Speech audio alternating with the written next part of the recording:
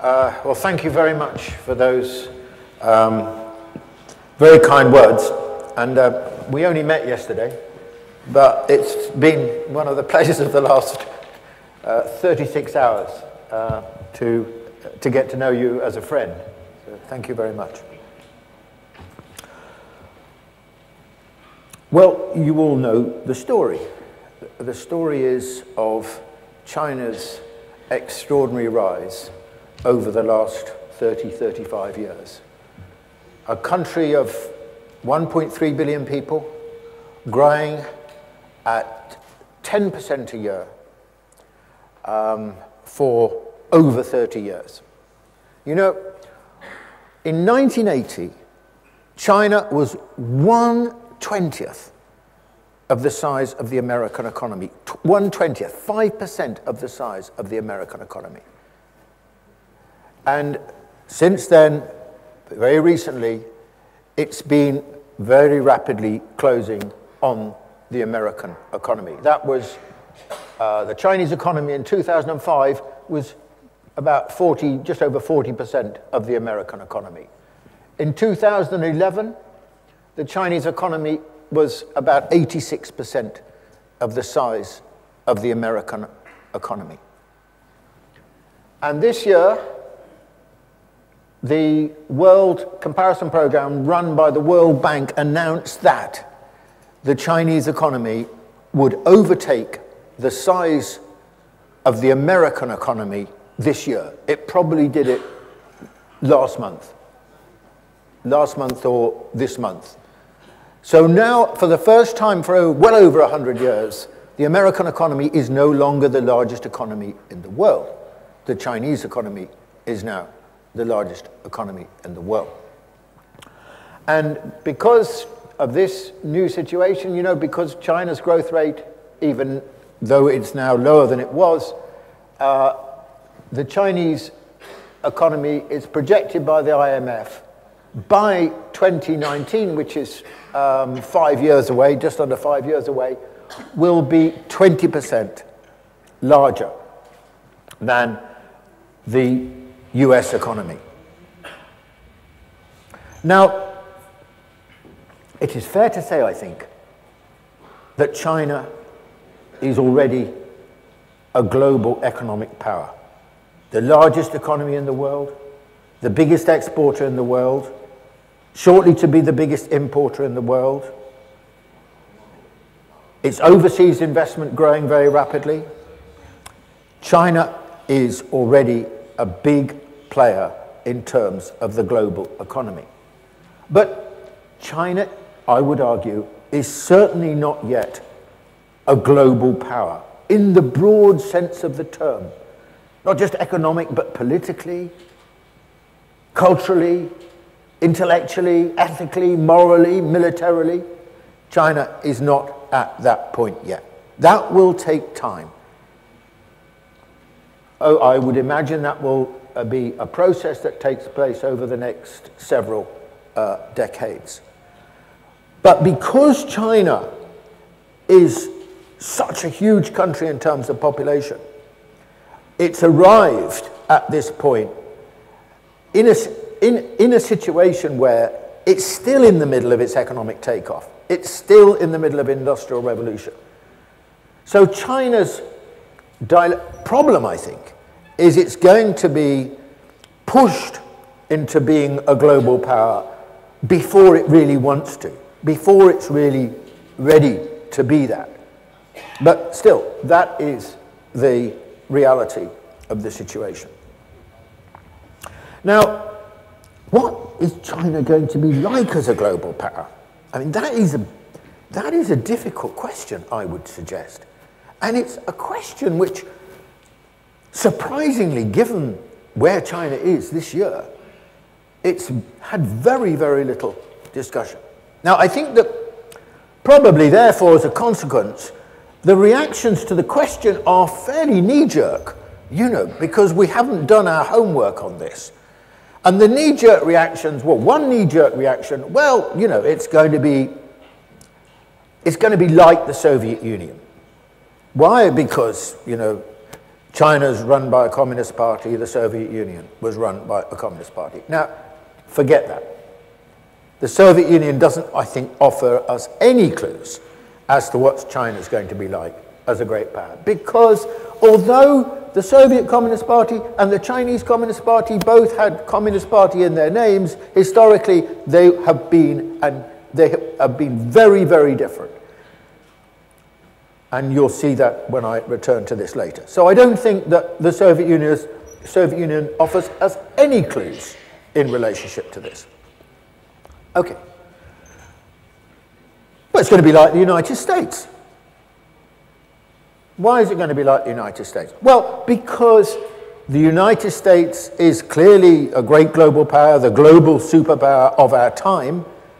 And the fact is that, the argument would go, if you are a great global power, with the territory of being a great global power goes lots of interests and so on. So China will be rather similar to the United States. Well, I'm not saying that it won't share any characteristics with the United States, but I don't think this is a correct way of looking at it either. Why? Why? Because it's not just about interests.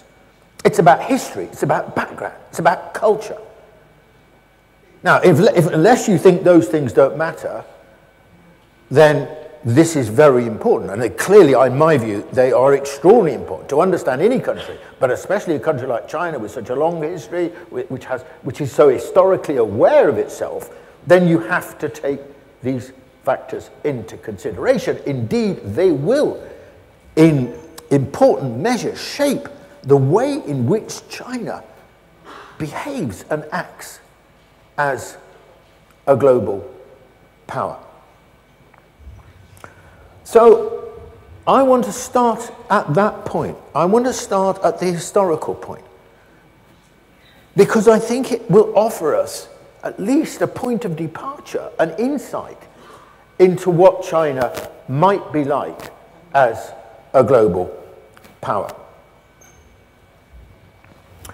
Now,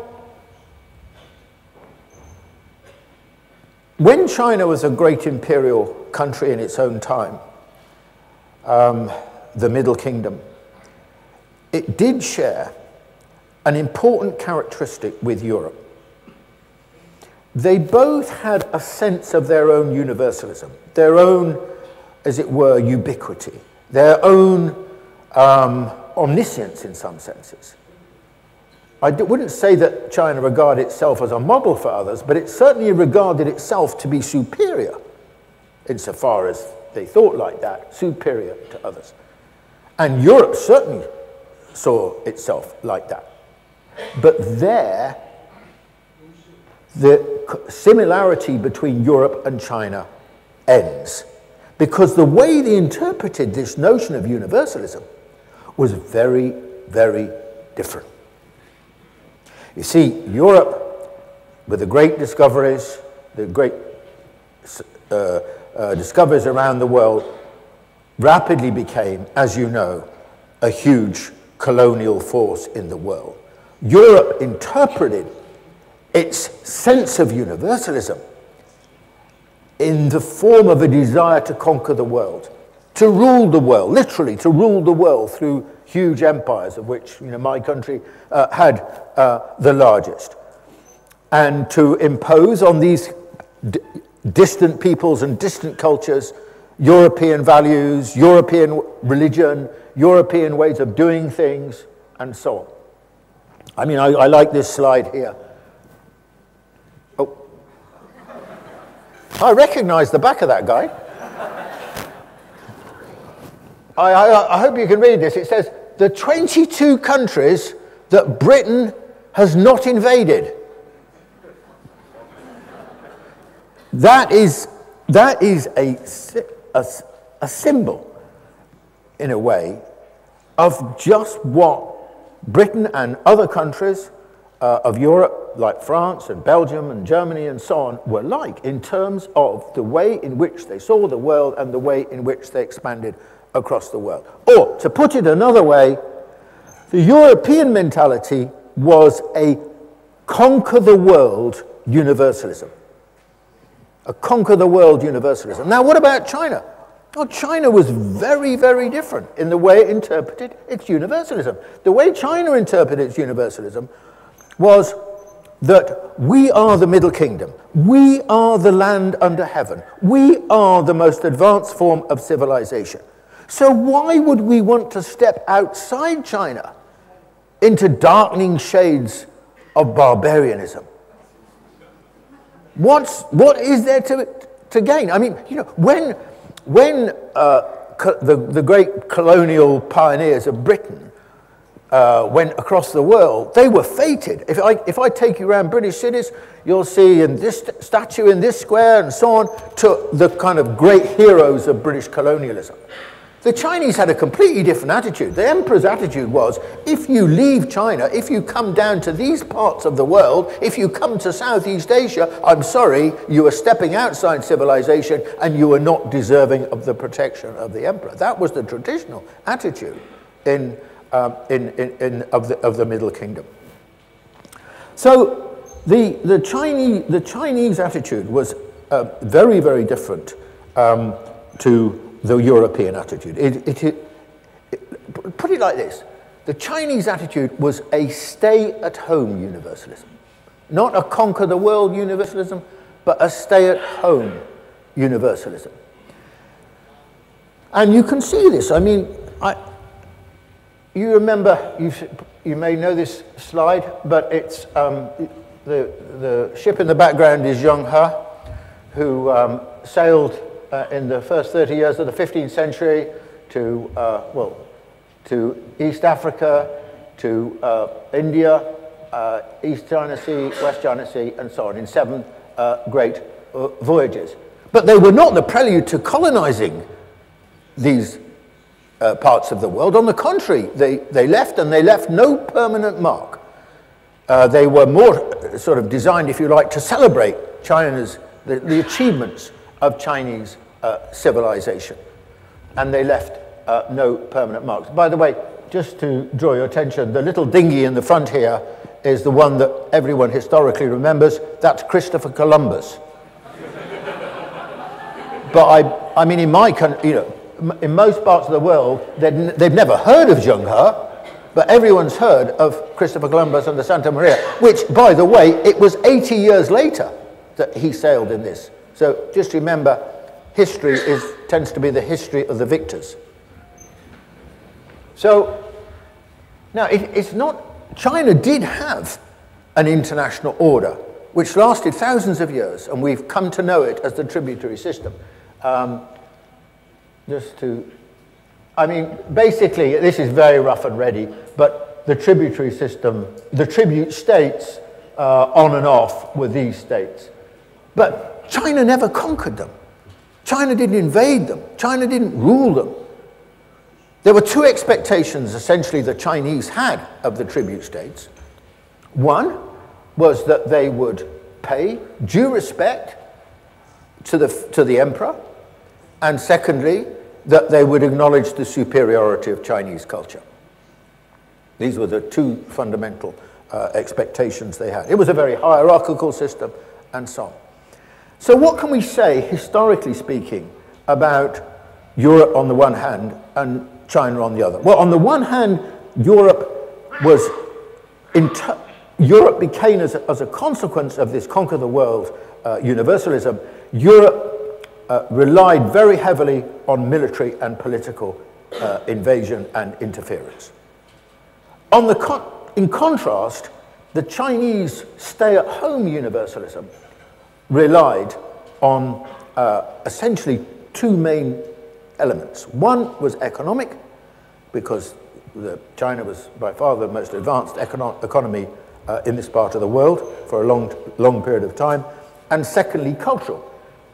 You know, pay due respect to the emperor, accept that Chinese culture is superior, and so on. So historically, very contrasting. And this contrast is reinforced by something else which is very important. You know, China's huge. Those 4 provinces today are larger than the United States. Those 9 provinces coloured are all the same size as or larger than the UK and France. China is huge, diverse, and extremely difficult to govern. I mean, one of the extraordinary feats of governance of the last 2,000 years is that China today exists in a form which resembles what was created 2,000 years ago. But it comes at a cost.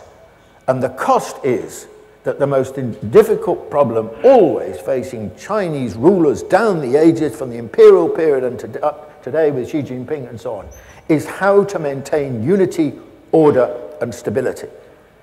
It's not like running Britain, it's not like running America. This is running what is today 20% of the world's population. So the preoccupation of China's rulers is not foreign escapades, foreign adventures.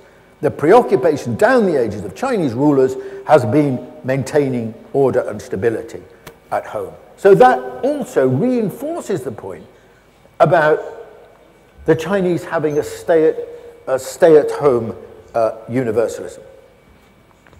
Now, how do we interpret this for understanding how China is likely to be as a great power and how it will contrast with the experience of Europe and the United States? Well,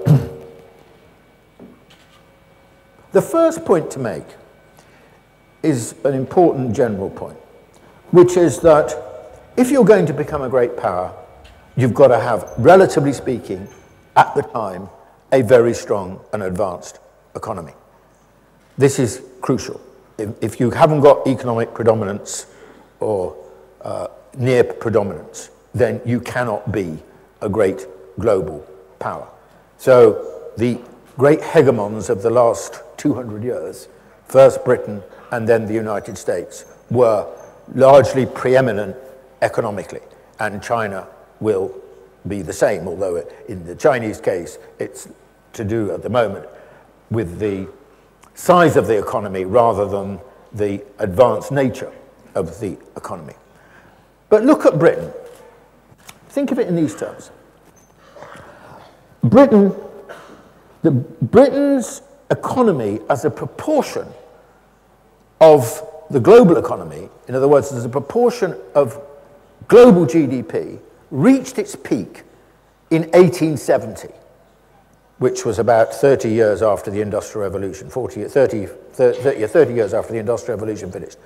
And at that point, it only represented 9% of the global economy. So as a fragment of the global economy, it was pretty small. Now, America was different. America reached its zenith in terms of proportion of global GDP. I don't know whether you could guess when it is, but it's actually 1950. That was its highest peacetime proportion of the global economy, when it reached 27.3% of the global economy. Now it's about something like about 18% of the global economy. Now, let me... Hello. Can you get rid of that guy? Eliminate him. Right. These figures I'm about to show you are actually based on Hu Hongong, who's a professor at Tsinghua University, but I've also used some other people as well, some Americans and so on, in putting this together. And this is the projection for the global economy in 2030. Now, you might think 2030 is a long way away. It's not. It's only 16 years away. That is not very long. And these are the projections about what proportion of the global economy these countries will see. Japan will be only 3%, Russia only 3%, Brazil 5%, other Asian developing countries, like Indonesia, Vietnam, and so on, 6%. The EU, 13%. The United States, 15%. India, which I'm not going to talk about really, 19%. And China, 34%. 34% of the global economy in 2030, over 1/3. The Chinese economy would be more than twice the size of the American economy. It would be larger than the American economy and the EU combined.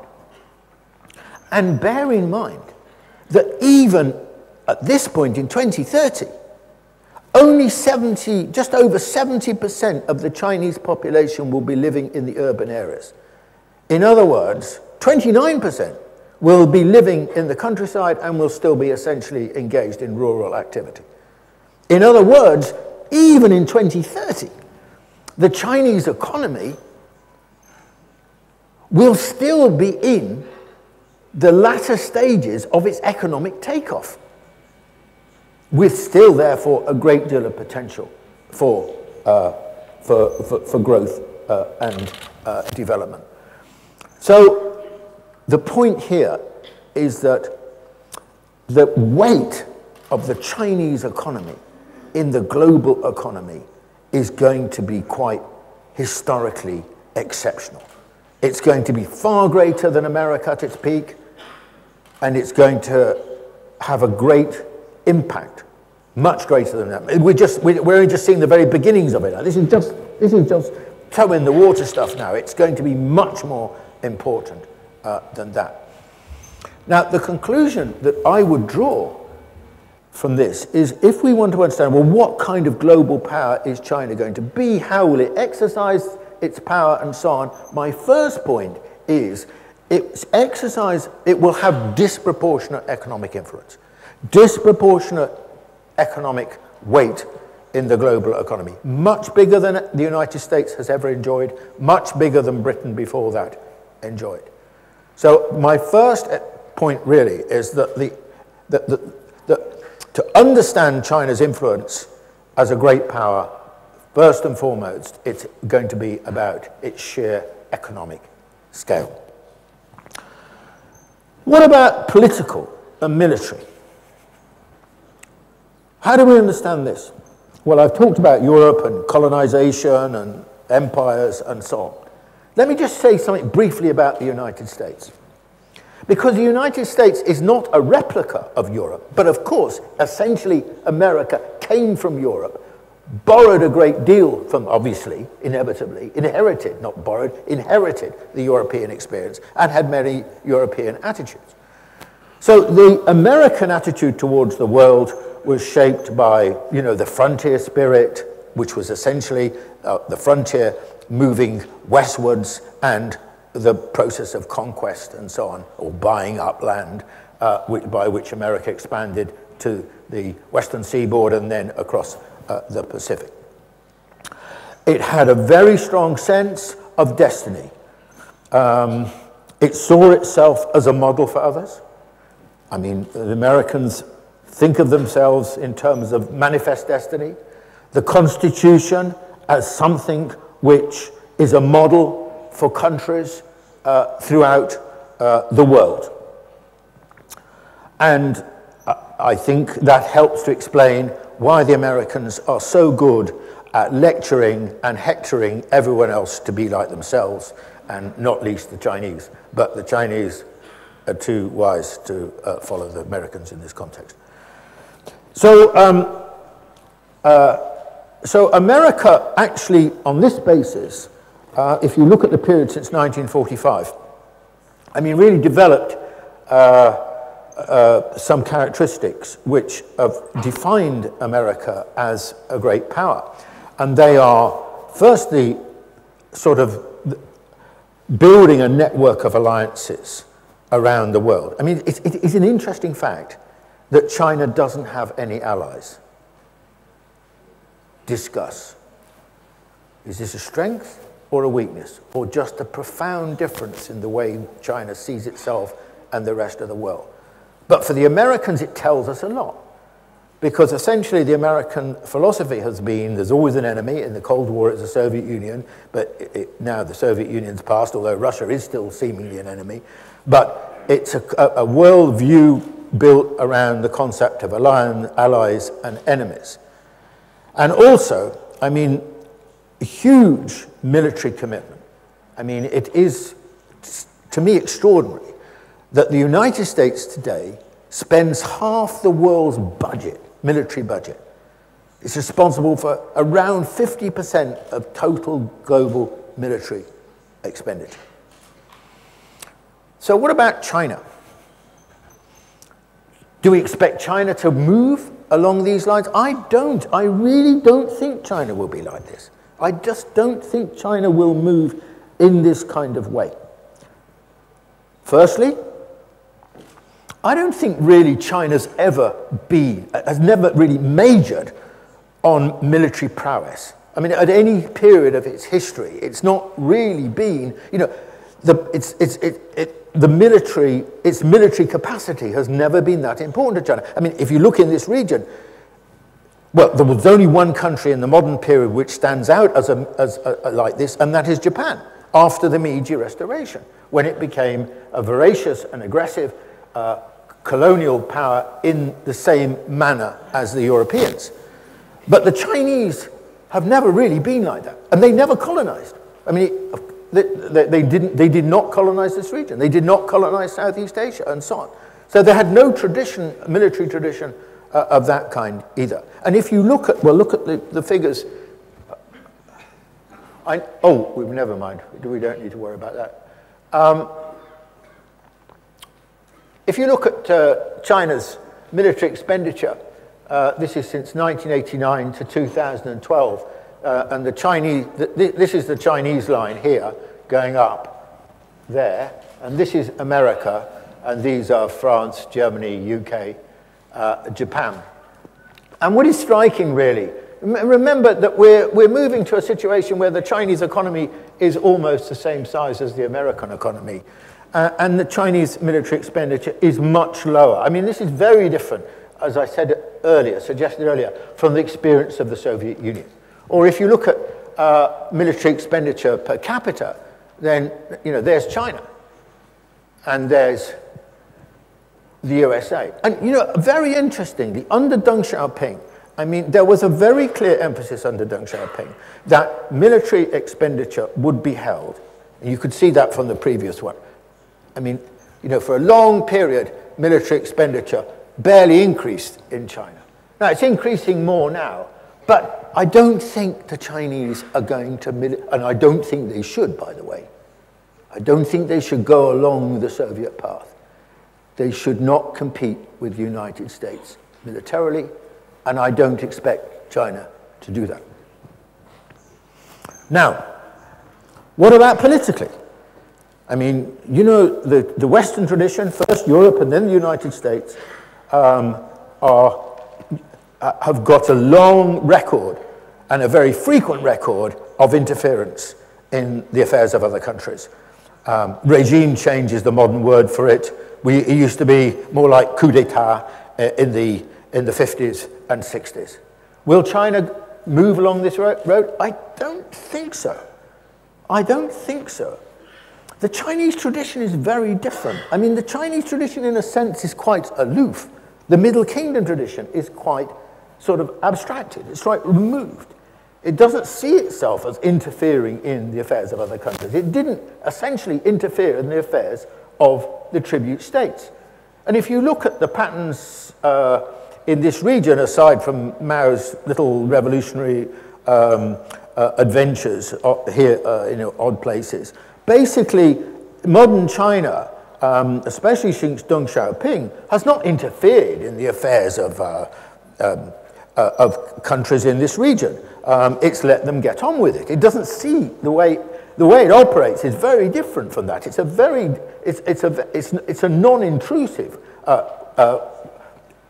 way of relating to countries, even countries, of course, in the case of Southeast Asia, that are much smaller than themselves.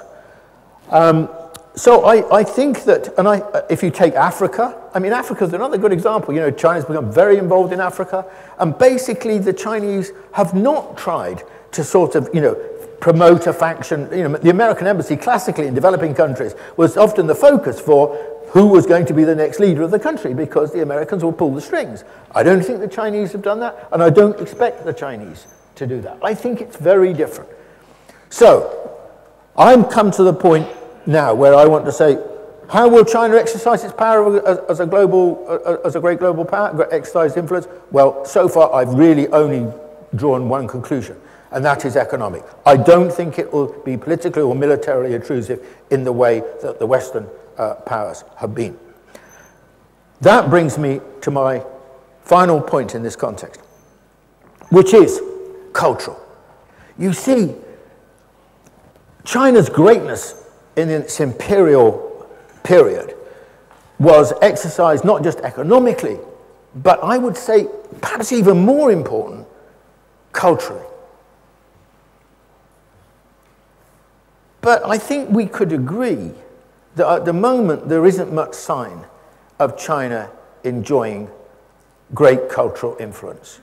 In fact, one of the remarks that people often make, is, China's got very little soft power compared with the United States, and it's got a long way to go, and so on. I'll come back to that in a moment. But I think I don't think we should expect the present situation to change that much in the near future. Why? One. Oh, we've gone backwards. I got overexcited. China's poor. China's a poor country, relatively speaking, compared with Singapore, for example, or compared with Hong Kong, or compared with the rich world. Poor countries don't have much soft power. How many people in rich countries really want to go and exchange their standard of living and live in a poor country?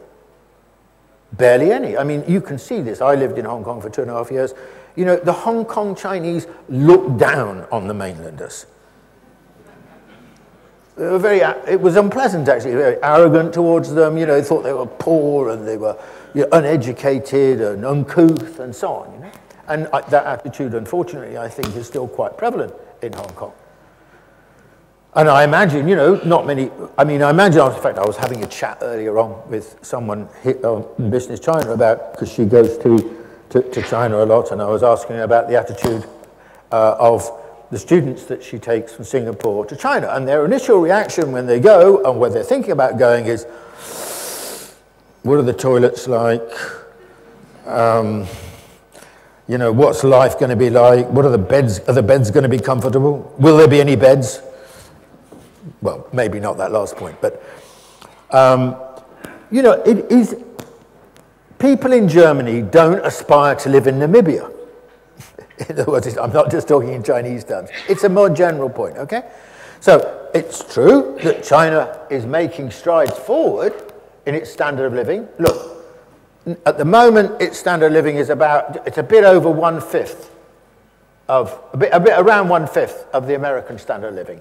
And by 2030, remember 2030, Chinese economy twice the size of the American economy, it'll be around about half the standard of living of the United States. So we've got to think of this as over a period, We've got to think of this taking place over a period. As China gets wealthier, it will become more attractive. And of course, it is true also, as I was in my discussion I was having earlier. But what did the Singaporean students think? Because the last trip was to Shanghai. I said, they must have been quite impressed by Shanghai, because any of you been to Shanghai know that in some ways it's rather more modern than Singapore. True? So she said, what you said just then. So we're going to see a complicated pattern, okay? Just as amongst the Hong Kong Chinese, there's going to be a complicated pattern, by the way, about their attitudes, because some of the attitudes are shifting, because they used to think of the mainlanders as having no money, and then the mainland tourists now, some of them have got a lot more money than even the Hong Kong tycoons. So they're having to revise their thinking a little bit as they go along. But basically, I think this does provide something of a ceiling, a constraint on China's appeal, that while it's still a relatively poor developing country, it can't exercise great cultural influence. There's a second reason why China can't exercise easily cultural influence, or if you want to use the term soft power, fair enough. And that is that for the last 200 years, since the British Industrial Revolution, since in a way the modern world began in that form, it has been dominated by the West. Until Japan came along, there were only European countries, plus those countries that Europe gave birth to, like the United States and Canada and Australia and New Zealand and so on. There were only Western countries.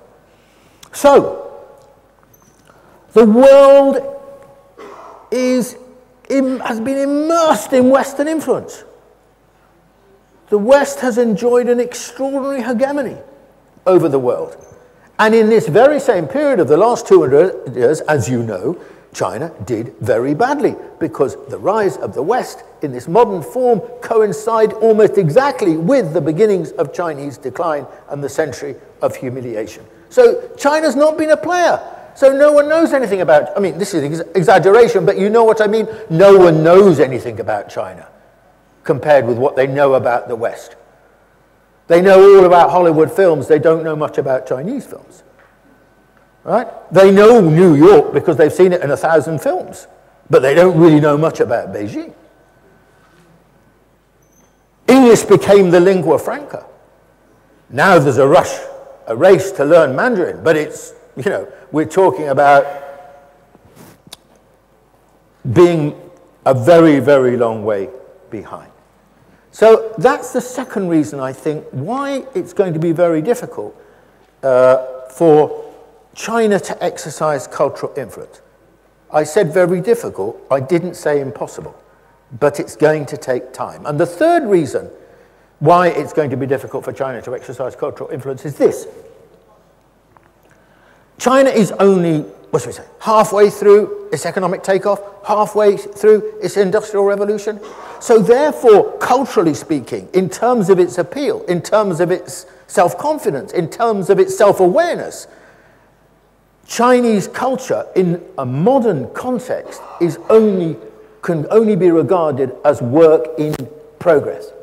And this is a complicated question because you could also say that the Chinese, you know, half the Chinese, a bit under half the Chinese, still live in the countryside.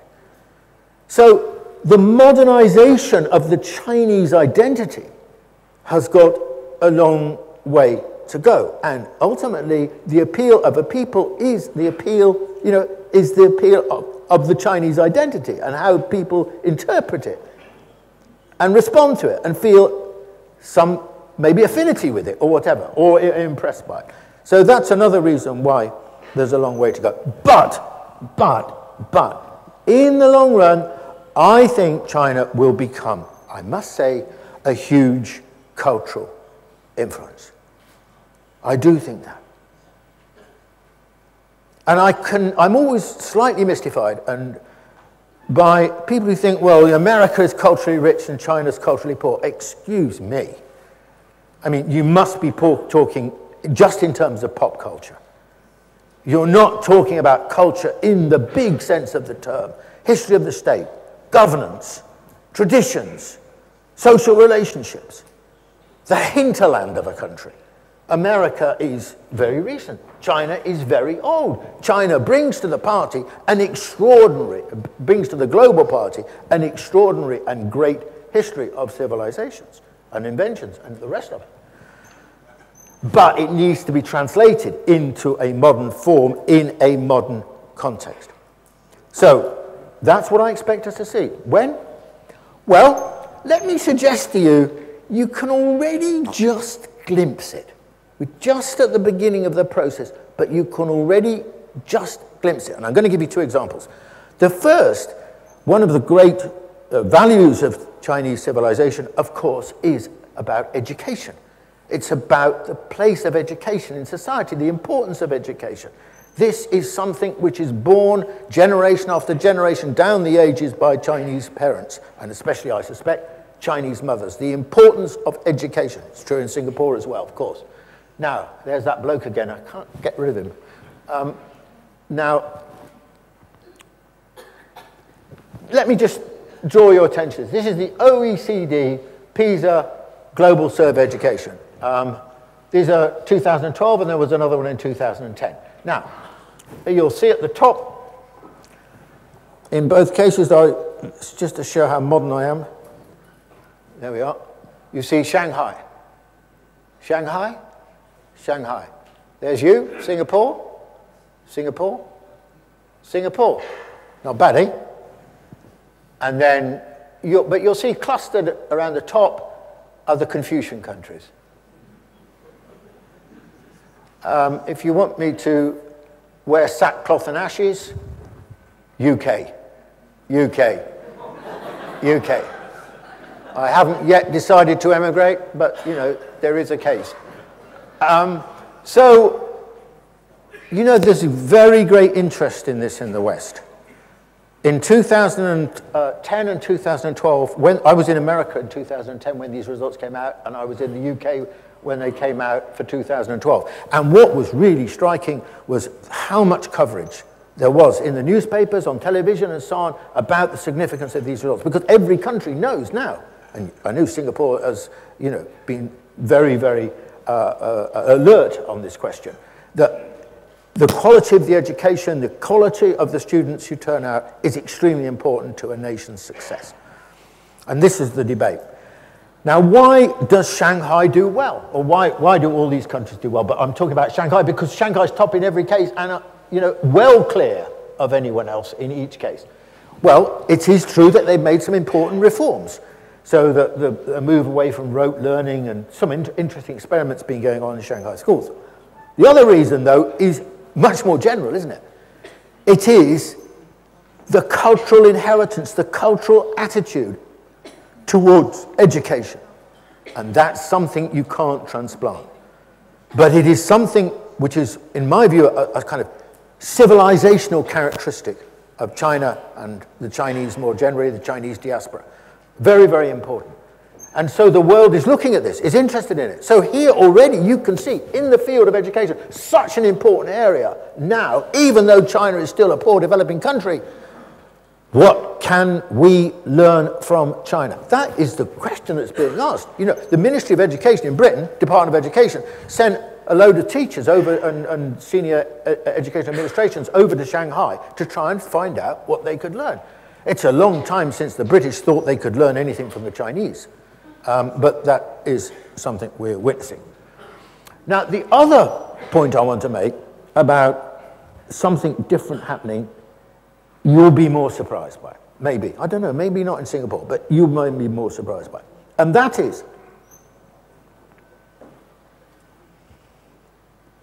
what Westerners think is the great Achilles heel of China. Why economic growth will come to an end, why it's just a matter of time before China hits the wall. Governance. The Chinese state is unsustainable. This is the mentality. This is very widespread thinking. Yeah? Very, very widespread thinking. Not just in the West, but elsewhere as well. I don't agree with them. I have to say to them, I don't agree with this view. I do not agree with it. I think that Chinese governments is the state is one of the great strengths of China. It is true, and when the state is not working in China, as it happened in the period of the century of humiliation from the 1850s to 1949, then the state was indeed hopeless. But one of the great achievements of Mao was to put the thing together again, reconstitute the state, and once more in China, the state is an extremely effective institution. It's capable of strategic thinking, it's capable of huge infrastructural projects in a way that the rest of the world has slowly really come to respect and admire. A governance crisis? I don't think so. I mean, if you're asking me, does governance in China need to be reformed? Yes, of course it does. But it's been in a process of reform for the last 20 or so years, longer, since Deng Xiaoping, really. Constant reform, constant re-engineering, constant repurposing of the state has been going on in China. But China clearly works. It delivers. Everyone's saying, well, you know, they must be doing something right because look how they achieved it. And the state is absolutely central to this process.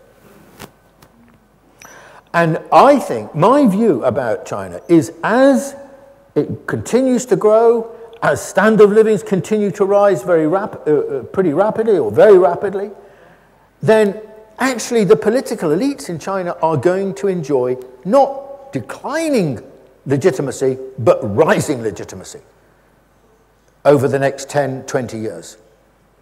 So I think that the way the Westerners think about it is the wrong way round. I think they've got it wrong. They're right, there is going to be a governance crisis, but do you know where it's going to be? It's going to be in the West. You can see it already in Europe. Apart from Germany, virtually every political elite in Europe is in crisis. Why? Because the economy is stagnating. Because they don't know where to go. Because Europe is in precipitous decline. And the population is very restless about it. And is looking for alternatives.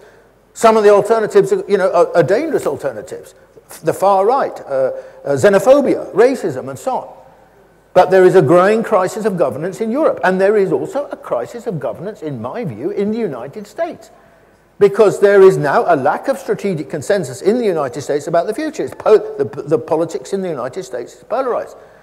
So far from, in my view, the state being the problem in China, I think the state is actually a great strength of China. And we will see this not just in the context of China, but on a global basis as China continues to rise and the Western countries continue to decline. Now, there we are then. That's what I think. So I'm just going to finish by making some points about the international system. Because as China rises as a great power, then it has implications for the nature of the international system. Now, some people like John Eikenberry, they argue, well, the American-inspired international system is eternal. It will last forever. As you know, nothing lasts forever. And I think that as America declines, the American-inspired international system that we live with now will decline, fragment, and ultimately become something different, is my view. Just like the international system under Pax Britannica, the British hegemony, where is it now? Basically, it disappeared. Basically, it collapsed over time. So I think we will see a new international system. And you can see the beginnings of this process now. You see, look, you remember the G7? Just about, huh? It's not long ago. Replaced by the G20. And the WTO, which was one of the big organizations of the US era, it used to be called GATT, and now the Americans can't really get their way in the WTO. This is one of the reasons you're getting the development of all kinds of regional and bilateral trading blocs. World Bank, one of the two original institutions of the American world order. What's happening to the World Bank? Well, let me just hop along here to the next. It doesn't work so well, but never mind. Right. In 2009 and 2010, the China Development Bank and the China Export-Import Bank lent more to the developing world than the World Bank. Just two Chinese institutions, right?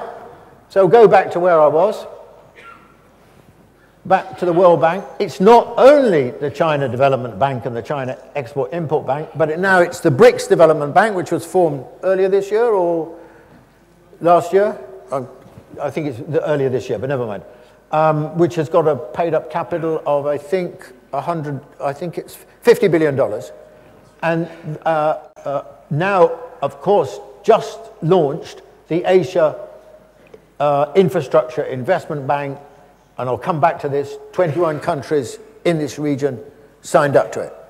I'm sorry, the World Bank is going to become very quickly a marginal institution because it doesn't have these kinds of funds. The sponsors and funders of the World Bank are the developed countries, and they ain't got no money. So the World Bank's future is increasingly, it seems to me, as a secondary institution. What about the IMF? Well, the IMF is now, of course, for the same reason as I just said, like for the World Bank, is also much less important than it used to be. And I think the future, I must say, I put a question mark against the long-term future of the IMF. If it reformed, and the Chinese, I think, were trying to support reform, then that's a different matter. Look, the problem is that there is huge resistance within the Western countries to reforming the World Bank. So you've still got a situation where China has less voting rights in the IMF than Belgium. And as far as I know, Belgium's got a population of about 7 or 8 million, and China has a population of 1.3 billion. So there's something wrong arithmetically there somewhere. So I think that the future of the IMF is most unclear. East Asia, I'm going to come to that again in a moment. But East Asia, I'll just state the general proposition. It was US-centric. It is becoming increasingly China-centric. Irresistible momentum, in my view. And then, of course, in the longer run, we're going to see the renminbi as the dominant global currency when it's a reserve currency, and the global financial center, I think, will move from New York to Shanghai. Not imminently, 20 years' time, 25 years' time. Maybe maybe that's too long, but anyway, think longer term. So we are witnessing, with the center of gravity of the global economy shifting from west to east, the erosion of the existing international system, willy-nilly, and the emergence of a new global system, above all because of China, but not only because of China. The other reason is the rise of the developing world in general, which includes China, and the decline of the developed world. If I gave you this circle for the mid-1970s, this would be the north, and this would be the south. 2/3 of the global economy was counted for by the developed world, and now it's been reversed. And what's driving the demand for a new international system, of which China, of course, is the most important player, is this profound change in the global system. Now, I think I need to say, before I finish, something about East Asia. Look, what I want to say about East Asia is this. East Asia, you can't understand the international system as something which sort of is, someone's drawn with a set of institutions, and it has no relationship to the rest of the world. The international system rests on all the regions of the world. So if something's changing profoundly in one region and in another, then it's going to affect what the nature of the international system is. And the fact is that East Asia is now the most important region in the world, global economic region in the world, the largest. Now, as you know, the Americans were very worried because they'd been losing ground in the first decade or so, or longer than that, of this century to China. And they had rapidly been losing ground. So you remember the pivot, now called rebalancing. Now, I have always, to be quite honest with you, thought that the pivot would fail. And I thought it would fail because the reason for China's growing influence and America's declining influence in the region is economic. That's the reason. That China, from having no country in the region would have counted China as its largest export market around about late 1980s. Today, virtually, not quite, but virtually every country in East Asia now counts China as their biggest export market and their biggest trading partner. And what's happened to America? Well, America is roughly gone to where China was about 15 years ago. Now, how do you tackle that problem? Well, of course, the Americans have a mindset. The American mindset is, military alliances. That's the answer the Americans give. That's the answer the Americans, that's the way they think. So what's the first priority? It is to strengthen the alliances with Japan, with South Korea. Try and cuddle up a bit more again to the Philippines. This isn't going to reverse the situation. I'm sorry, this is the way in which America still thinks in old ways. It still thinks in terms of Cold War mentality. But we're not living in a Cold War world, much as some people would wish we were, but we're not, because China's not playing that game. Whereas Americans, they're talking about allies and exclusivity, TPP, exclude China and so on. The Chinese approach is the opposite. The Chinese approach is an inclusive approach. And it's not a military approach. It's an economic approach. It's a win-win. We need a partnership. So you get the latest development, which I think is sounding. This I think is an intimation of the death knell of the American pivot. The Asia Infrastructure Investment Bank. What is the Chinese thinking here? The Chinese thinking is that what we need, that infrastructure needs huge investment in this part of the world, and we will create, along with others, an institution which enables enormous investment to take place. I mean, there's no way Thailand could afford a high-speed rail link. There's no way Laos could. There's no way Cambodia could. There's no way probably Malaysia could. But with a sort of Chinese martial aid, it might be possible to achieve this. And I think this is the Chinese thinking in relationship to this. The Americans, what was the American attitude towards this? The Americans lobbied, as you may have read, intensively to persuade countries in this region not to sign up to the Asia Infrastructure Investment Bank. But 21 countries, all the countries coloured red here, joined up. There were 4 countries that didn't join up. Australia, well, under what's-his-face, Abbott, not so surprising.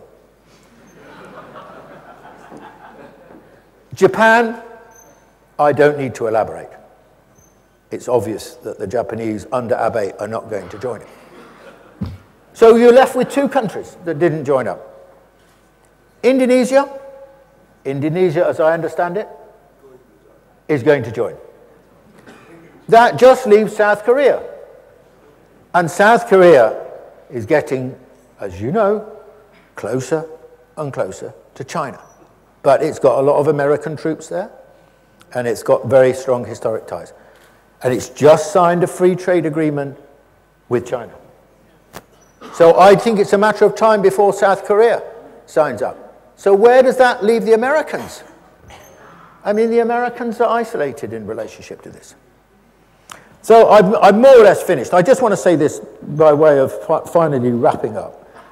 You've got to understand, the Chinese are pragmatic. They're incremental.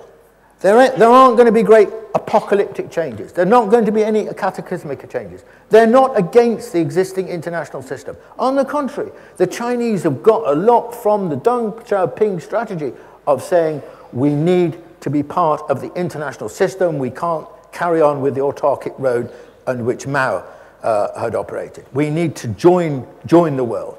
And so for them, the big turning point was membership of the WTO in 2001 and so on. So that's where they stand. But they ain't like the Americans because they recognize that the ownership of the system, the landlord of this system, is the United States. The United States, therefore, has a different attitude towards it.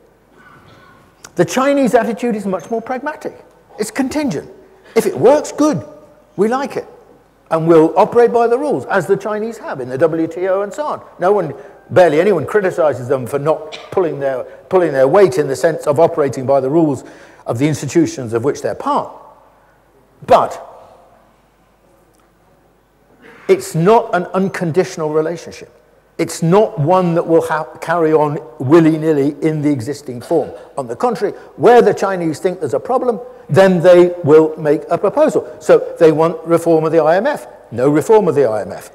Not very little reform of the World Bank. So you will see the BRICS Development Bank, the Asia Infrastructure Investment Bank, and so on, being formed. And this, of course, will change the nature of the international system. But don't expect it to be some kind of revolutionary act. The Chinese will be very cautious, quite rightly, and they will be very non-provocative. I think I've come to an end. Thank you.